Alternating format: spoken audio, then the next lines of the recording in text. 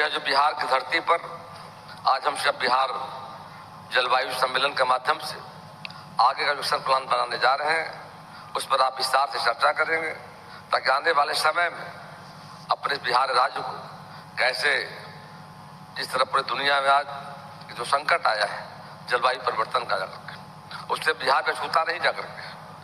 और मुझे खुशी से बात की है जाकर कि आप सब चलकर यहाँ पर आए हैं और बिहार जलवायु सम्मेलन प्रदर्शनी में आप सबों का स्वागत है।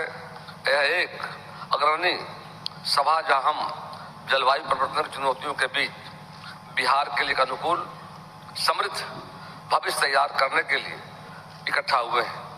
यह सम्मेलन नवीन जलवायु वित्त तंत्र बनाने, हमारे ऊर्जा परिवर्तन को उत्प्रेरित करने और मजबूत सार्वजनिक निजी भागीदारी और बहुहितधारक जुड़ाव के माध्यम से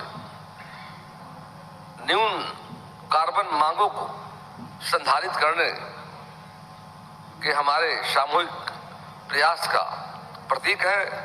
आज जब हम एकत्र यहाँ हुए हैं तो आइए हम सब मिलकर बिहार को जलवायु के अनुकूल और न्यून कार्बन विकास के प्रतीक में बदलने, हमारे पारिस्थितिकी तंत्र की सुरक्षा, आर्थिक लचीलेपन को मजबूत करने और हर बिहारवासी की भलाई को बढ़ाने की दिशा में एक रास्ता बनाने का संकल्प लेना है। जैसा कि हम सब जानते हैं कि जलवायु परिवर्तन वर्तमान समय की सबसे बड़ी चुनौती है और मुझे गर्व है कि देश के माननीय प्रधानमंत्री नरेंद्र भाई मोदी जी के नेतृत्व में भारत इस लड़ाई को लड़ने के लिए अग्रिम पंक्ति में खड़ा है।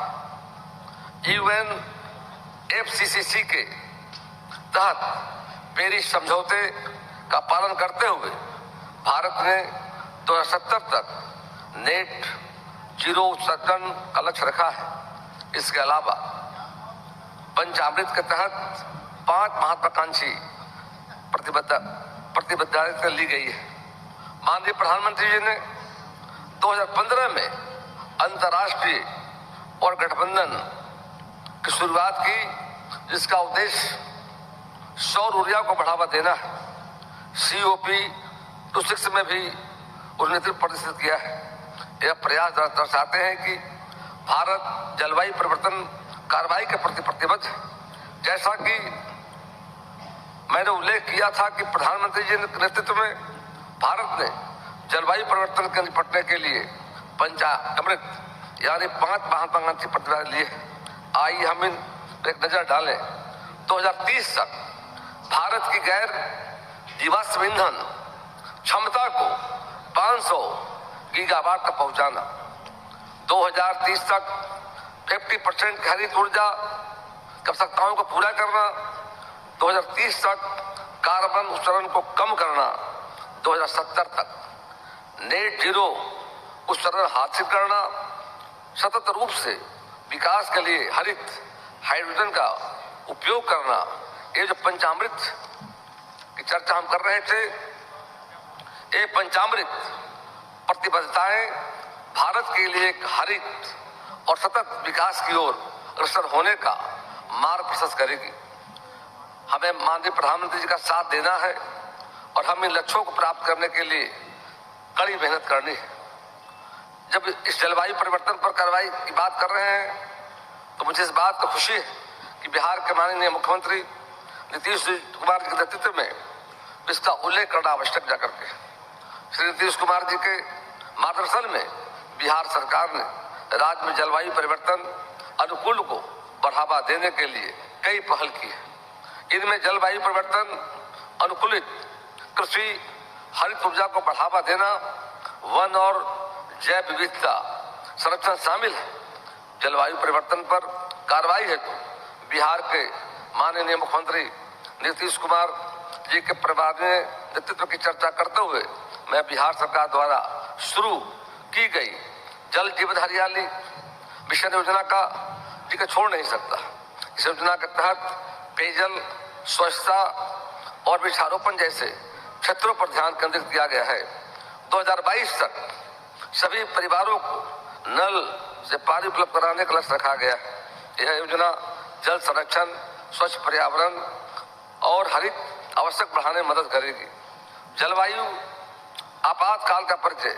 जलवायु परिवर्तन बिहार के सामाजिक आर्थिक संरचना पर एक महत्वपूर्ण खतरा उत्पन्न करता है, जो कृषि, जल संसाधन और जन स्वास्थ्य को प्रभावित करता है।